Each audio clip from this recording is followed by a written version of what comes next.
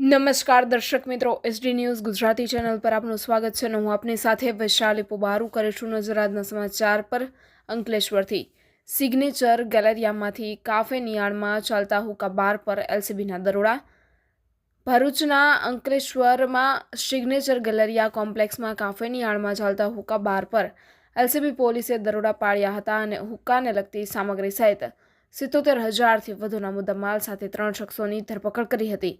31 પહેલા પોલીસની કાર્યવાહી કાફેની યાર્ડમાં ધમધમતો હુક્કા બાર. એલસીબી પોલીસે કરી રેડ. પોલીસે 3 આરોપીઓની કરી ધરપકડ. ₹77,000નો મુદ્દામાલ કર્યો છે જપ્ત.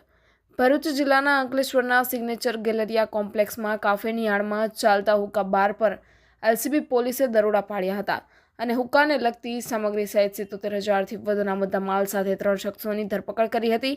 ભરૂચ જિલ્લામાં 31 ડિસેમ્બરમાં વિદેશી દારૂ સહિત નશીલા પદાર્થોનો વેપલો અટકાવવા માટે જિલ્લા પોલીસ દ્વારા ખાસ ડ્રાઈવ હાથ ધરવામાં આવી રહી છે. ત્યારે ભરૂચ એલસીબીનો સ્ટાફ અંકલેશ્વર વિસ્તારમાં પેટ્રોલિંગમાં હતો અને તે દરમિયાન મળેલી બાતમીના આધારે સિગ્નેચર ગેલેરિયા કોમ્પ્લેક્સમાં 10 કાફેમાં ગેરકાયદેસર રીતે ચાલતા હુક્કા બાર પર રેડ કરી હતી.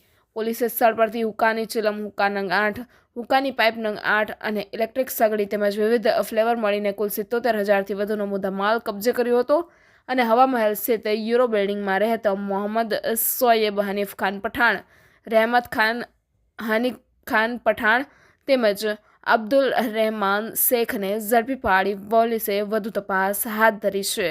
Reporter Jayesh Prajapati, SD news Gujarati, Ankleshwar.